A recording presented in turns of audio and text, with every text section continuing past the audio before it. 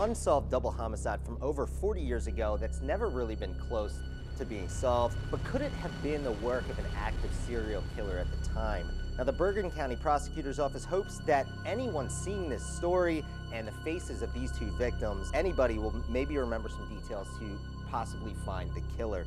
Now, two best friends, 17-year-old Mary Ann Pryor and 16-year-old Lorraine Kelly, started a normal day for them on August 9th, 1974. They planned to take a bus near their North Bergen homes up to the Garden State Plaza to buy some bathing suits for a weekend down the shore.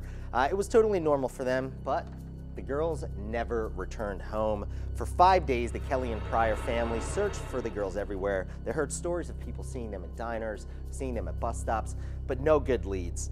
Now, the Garden State Plaza was just a shot up the Garden State Parkway. There were no cell phones, and hitchhiking was actually pretty normal back then. Now, on that fifth day, however, the families learned the worst. The two girls were found dead, beaten and sexually abused, face down in a wooden area behind an apartment complex called the Ridgemont Gardens in Montvale, New Jersey. I actually found the exact spot where the bodies were found.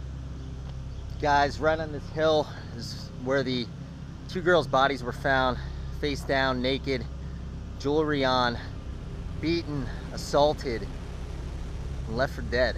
The interesting part is that the bodies were found just north of the Garden State Plaza, right off the Garden State Parkway. Now, police had no good leads and haven't since, but it was a strange time in Bergen County back in the 70s. Many notorious killers were active in the area, including Richard Kuklinski, Robert Reldon, and Richard Cottingham. Experts have said that Cottingham may have possibly been the murderer.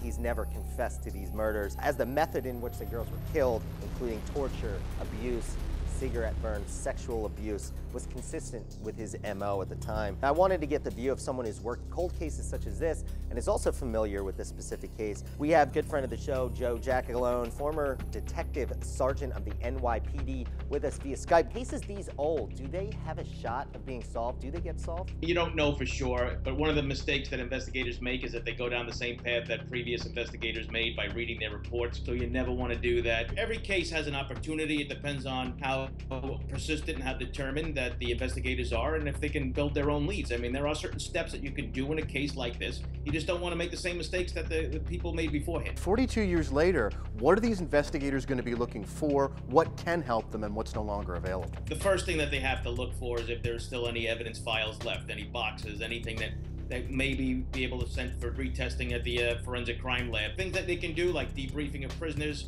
cold case cards given to the prisoners, especially if they think it is a current prisoner, you know, so they can throw that out there. Listen, serial killers don't just stop unless they get caught, they're arrested on another charge, or they die. Yeah, unfortunately, for a lot of these cold cases for your suspects, you're looking in the graveyard, but it doesn't diminish his family's pain, and we definitely hope that this gets solved. Thanks, Joe. Thanks, Rohan.